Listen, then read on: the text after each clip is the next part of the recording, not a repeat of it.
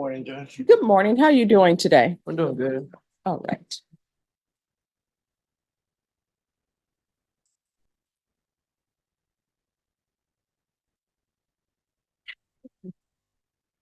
Let me just pull this up. My computer is being slow today.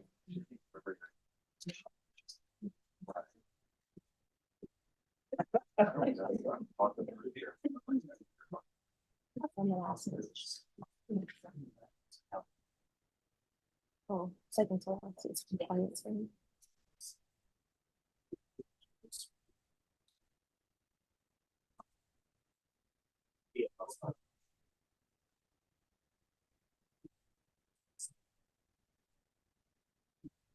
All right. So you know why you're here? Yes, ma'am, I do. Why are you here? Because of the field visit and because of my work. Yes. So why is it that you say you work, but you've never submitted to them a pay stub or a paycheck or anything? So, ma'am, before I got sentenced to come see you, she told me to bring paperwork like the day that she sentenced me to come see you, and I brought it to her, and she still sentenced me to come see you. I don't understand why I brought her. Because you're not doing, because here's the thing. Why is it that I have to have you come in here when you know you're supposed to be doing what you're supposed to be doing? For example, the field team, the report I have that you've been employed for over a month, but they don't know the name of your employer, which you know what that means? That means that you didn't give it to them and they asked for it. They say that you hadn't received a paycheck. And I know how some jobs are. When my mom first started working, they would call it a paycheck in the hole. You wouldn't get paid immediately, but that's not your case. So why do we have to have a meeting for you to turn over documentation that you're actually employed? So with my employment, before I came here, I gave her 3 of my recent pay stubs.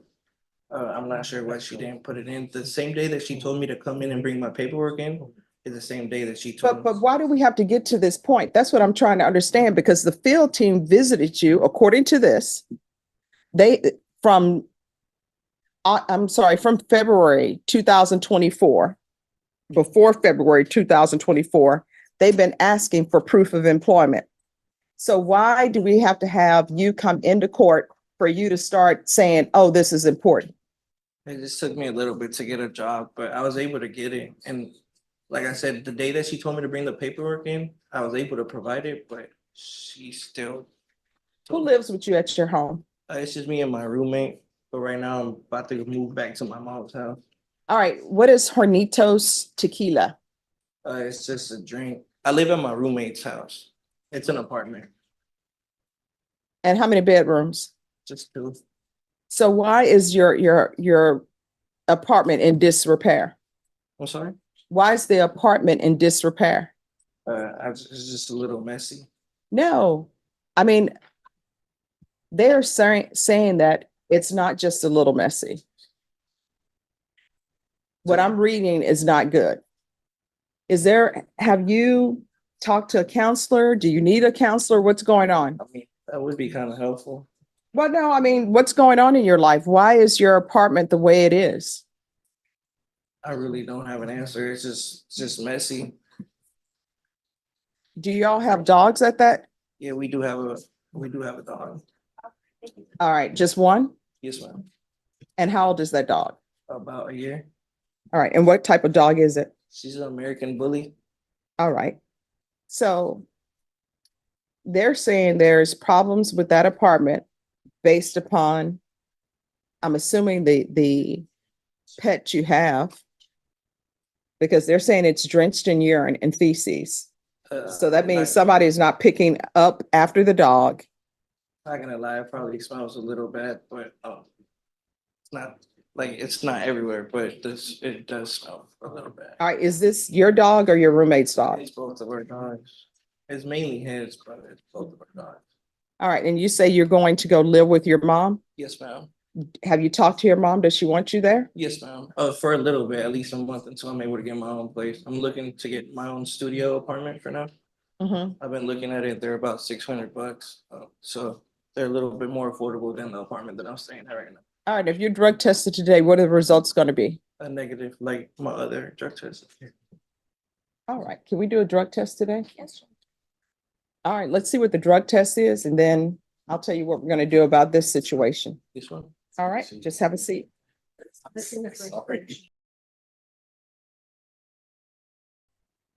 All right, why is it taking you forever to provide your list of medications? Um, she didn't notify me that I had came out positive. I had reported to her. She Well, didn't. no, let's stop right there. When the probation officer says, I want a list of your medications, it doesn't matter whether you came out positive or not. They want a list of your medications. I don't know what people don't understand. Let me explain to you something about probation. Probation is what people call being on paper. That means that your life is not your own. And you know why your life is not your own? Because when you're on probation, it's a contract. And if you violate the contract, you're looking at going to prison. So really, probation owes you no explanation when they're asking for documentation for something. So whether you had a positive UA or not, they are looking at prison. Do you understand? And when they tell you, I want your prescriptions, you need to provide your prescriptions. Do you understand? Yeah. If you do not provide your prescriptions, if you do not provide what your probation officer is asking for when requested, guess what? We're not going to have this conversation anymore. What's going to end up happening is the motion to revoke is going to be filed. Do you understand? Yes, ma'am. And do you understand if a motion to revoke is filed, you're looking at potentially 10 years in the prison? Yes, ma'am. So your actions, you need to start asking yourself, when you don't want to do something that probation is asking of you, you need to ask yourself, is this worth potentially going to prison for 10 years? If the answer is yes, then don't do it. And guess what will end up happening? A motion to revoke will be filed. When a probation officer asks you for information, you give it. If you feel as though probation doesn't deserve to know this, you still give it, and then you come to court and you speak to Ms. Abrams or you speak to me and say, hey, probation asked for this. I gave it to them, but I don't understand why they want it. No one will explain it to me. Do you understand? Yes, ma'am. And I see a list of medications that you're on. So some of these medications should fall by the wayside because the hydrocodone, that's supposed to be taken for severe cough. And I see it was refilled in November 2023. Are you still suffering from a severe cough? No. Okay, at some point that's supposed to end. Do you understand? Yes, ma'am. And then the ibuprofen for moderate pain, that's not supposed to be every day. I'm not a doctor, but I do know that if you take too much ibuprofen, that messes with your kidneys. So that's not supposed to be an everyday thing. And this is me as a non-doctor. Whenever a doctor wants to give people medications, and I've had family members who had medications for certain things, if you're getting ibuprofen for pain, and I see 3 times you've been given it, guess what? You need to find out what the pain is for, because ibuprofen, it doesn't cure the pain. All of this stuff just masks the problem. The problem is still there, but you just don't feel it. So you probably need to start talking to your doctor and asking what's going on if you're on these meds. Do you understand? Now, if you're drug tested today, are you going to be positive for any of this? Are you still taking hydrocodone? No. Okay. Are you still taking ibuprofen? No. When's the last time you took those medications? Last month. All right, so you should be negative. Have you taken anything? No. All right, so when you're drug tested today, is it going to be negative? Yes, ma'am. All right, so we're going to do a drug test today. Is there anything else that you're having issues with? No, ma'am. Anything? Now's the time to tell me. No. All right, so last time it says that you were positive for opiates at the beginning of February. So Yeah. you should be negative, okay? So you're going to be negative. You haven't used anything. No. All right, just have a seat. We will do that.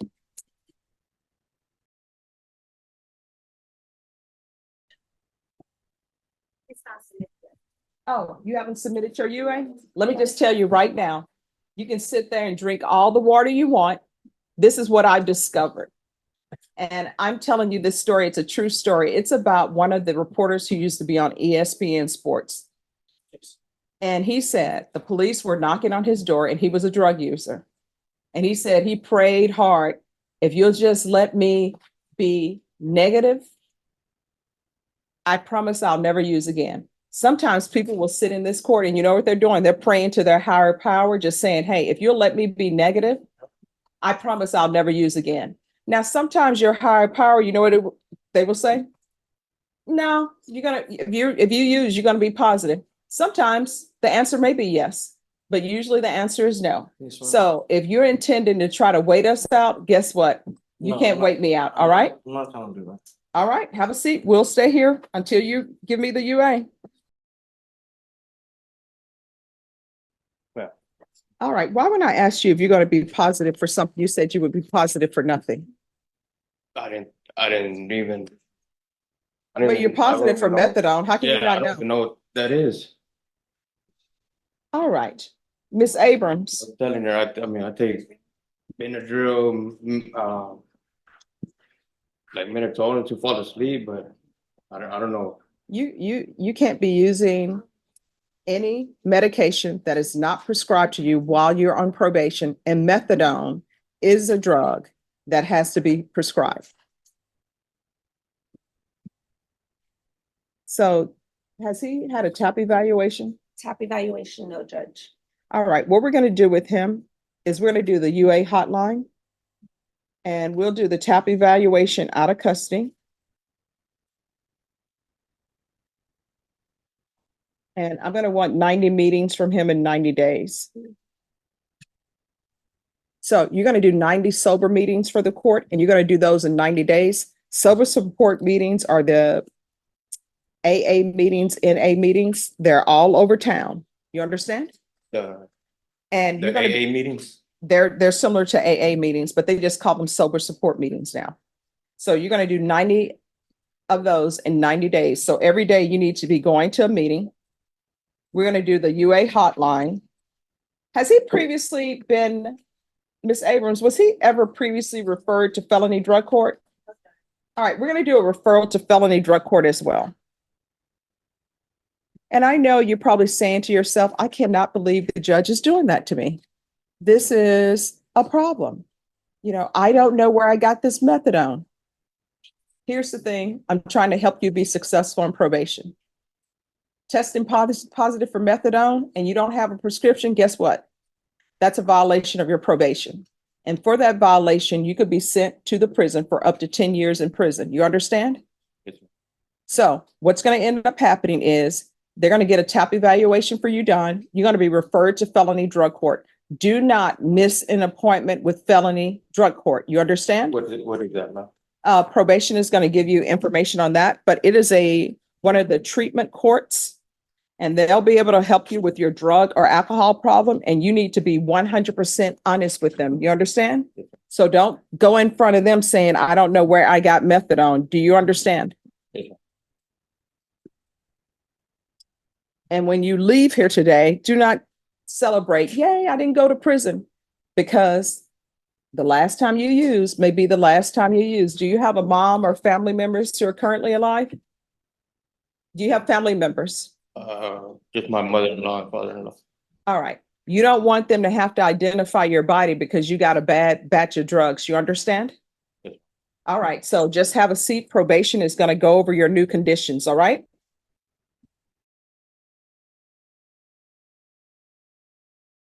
Could I see Mr. Edwin Rosario Montez?